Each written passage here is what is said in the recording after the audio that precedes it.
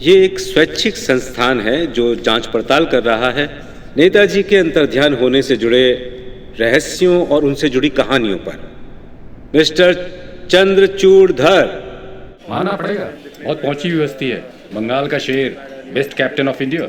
देखो कैसे सबको इंस्पायर किया। क्या स्ट्रेटेजी है, क्या पेप पर टॉक। फायदा क्या हुआ?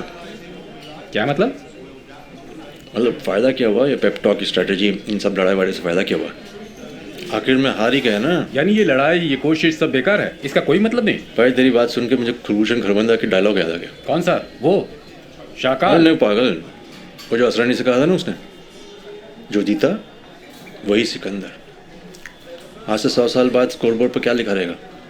Winner Australia, winning captain Ricky Ponting. Saurabh footnote पर रहेगा, और फुटनोट पर चर्चा बहस करने का वक्त ना तो मेरे पास है ना इतिहास के पास। यानी तेरे मुताबिक इतिहास में गुरु बिल्कुल बेकार है, सिकंदर ही सब कुछ है। अब एक्टर कमल मित्रा की याद आ गई।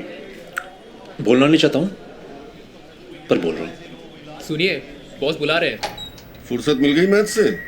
नहीं सर, मैं तो खाना खा रहा था, वो भूख लगी थी उन लोगों ने, मतलब वो जरूर तुम्हें जबरदस्ती बिठाया होगा। एग्जैक्टली। जी सर। यही तो प्रॉब्लम है। जितनी मैं कोशिश करता हूँ कि यहाँ काम का तरीका बदले, लेकिन कुछ नहीं होता।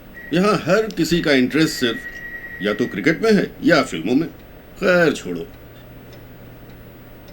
वैसे स्कोर क्या हुआ? 234। 300 भी नहीं बना पाए।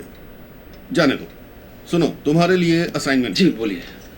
तुमने मुखर्जी कमीशन का नाम सुना है? वो नेताजी कब वापस आएंगे वही ना? तुम मजाक कर रहे हो? और नहीं तो क्या। बचपन से सुनता आ रहा हूँ कि नेताजी मरे नहीं हैं, सही वक्त पर आएंगे और देश की बागडोर संभालेंगे। फिर पूरी दुनिया जानती है कि बंदा प्लेन क्रैश में मारा गया। खुशकिस्मती है कि रविंद्रनाथ टैगोर और सत्यजीत रे की मौत वेल डॉक्यूमेंटेड है, वरना इस अड़ियल देश में आइकन्स की इतनी कमी है कि उन लोगों के लौटने की भी अफवाहें फैल जाती। लगता है तुम्हें नेताजी पसंद नहीं है। बिल्कुल नहीं, बहुत ज़्यादा ओवररेटेड है। इनफैक्ट मुझे तो लगता है कि अगर वो कांग्रेस में रहता तो देश के लिए कुछ काम कर पाते, पर नहीं, पार्टी छोड़कर देश छोड़कर भागे और क्या क्या हिटलर से जाके हाथ मिला लिया। चलो मिलाया तो मिला, लेकिन जीत कर तो आते। बिना मिलिट्री ट्रेनिंग के बस नाम के वास्ते आर्मी तैयार की, जापानियों से दोस्ती कर ली, अलाइड फोर्स से हार गए। पर उन्होंने ब्रिटिशर्स से लड़ने की हिम्मत तो दिखाई ना। लोहे के चने चबवा दिए थे। इनफैक्ट जीत भी हासिल की इम्फाल और अराकान में, द INA आर्मी। बहुतों का तो कहना है, जैसे कि BR अम्बेडकर ने BBC के एक इंटरव्यू में कहा था, या फिर क्लेमेंट एटली जो आज़ादी के वक्त ब्रिटिश PM थे, जब वो भारत लौट कर आए तो कहा था कि असली वजह ब्रिटिशर्स को भगाने के पीछे गांधी नहीं थे, लेकिन Netaji. His phenomena, the INA revolt and the naval mutiny which followed. क्या फिनोमेना, क्या म्यूटनी सर। थोड़ी देर पहले मैं इनसे कह रहा था, जो जीता वही सिकंदर। ये फिजूल की बातें हारने वाले करते हैं सर। आप तो ये मानेंगे ना कि आखिर में आज़ादी गांधी नेहरू लेकर आए थे, सुभाष बोस नहीं। वो एक अलग चैप्टर है, उस पर बाद में किसी और दिन बात करेंगे। फिलहाल तुम एक स्टोरी बनाओ। 3rd कमीशन पर स्टोरी लिखो। ये जो 3रा कमीशन सेटअप किया गया है, and the mystery around Netaji's death.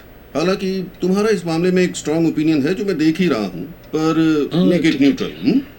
उसे न्यूट्रल रखना, और कैसे रेफरेंस चाहिए, कहाँ जाना है, किससे मिलना है, कौन सी किताबें पढ़नी हैं और कौन से डॉक्यूमेंट चेक करने हैं, वो सब मुझे बताना, मैं इंतजाम कर दूंगा। बड़े बजट का काम है, समझे? बिल्कुल।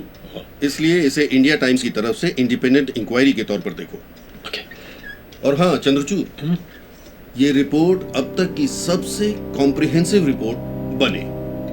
पहले ऐसा कहीं भी न छपा हो, ठीक है? ओके बस, विल गेट गोइंग। शुरुआत से शुरू करता हूँ।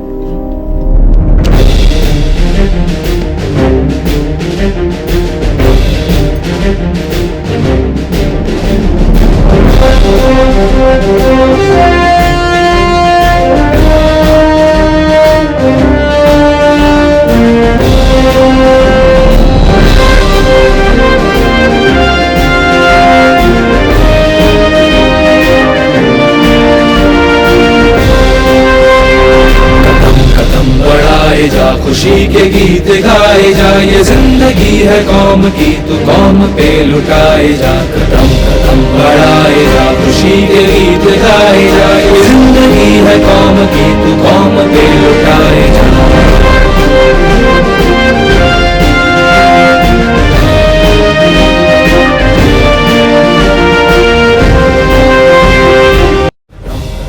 बढ़ाए जा, खुशी के गीत गाए जा, ये जिंदगी है कौम की